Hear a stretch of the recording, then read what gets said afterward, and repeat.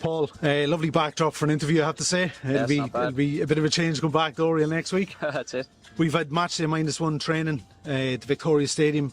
What's your impressions of it as a ground? And I suppose, most of all, what's your impressions of the weather? It's hot, to say the least. Yeah, it's very hot now, very, very hot. That's obviously something we'll have to adapt to, and we might have to tweak a few things accordingly for the weather, but no, we're well prepared. It's a good session there on the pitch. It's obviously 4G, same as Oriel, so it's not too much different to what we're used to playing week in, week out at home. So we're all set to go.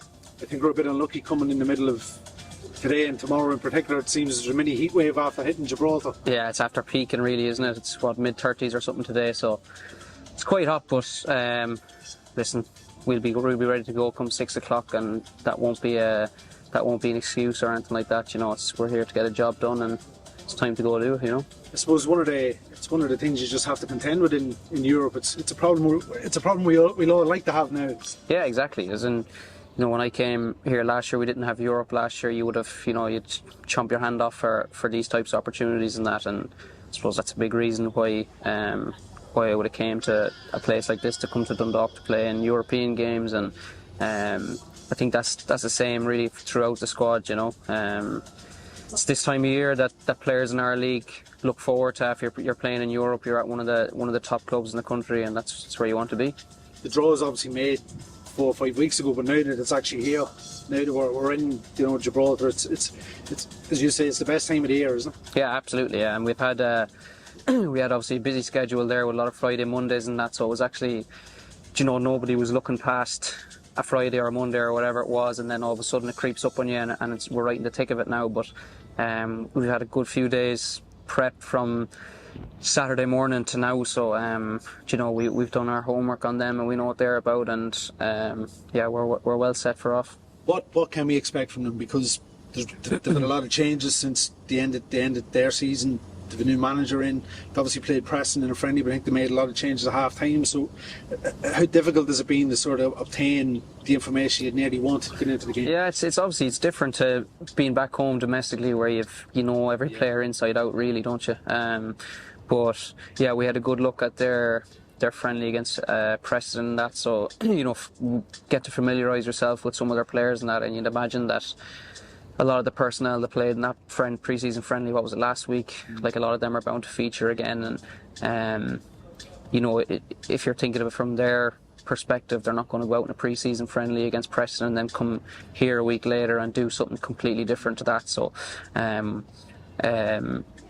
that regard, we've done as much as we can do, and we have seen clips of all their individual players and certain positions in that and their threats. So we're as well prepped as we can be, that's for sure. As a player, is that something you like? Because as you mentioned, when you're at home, you don't have to look at players you're coming up against, but there's a freshness about this, and it's something different. Is that something you look forward to? Yeah, there is, of course. Like you can look at it either way, can't you? That you don't know what someone's about, but then you can also look on the flip side and say these players haven't seen you before and they don't probably know exactly what your strengths are, and that's where you have to get an upper hand or get an edge. So as I said, it's like for a player in our league, it's what you kind of look to be, isn't it? A player in Europe playing in these rounds and hopefully progressing as far as he can. So it's nothing but excitement, really. Yeah.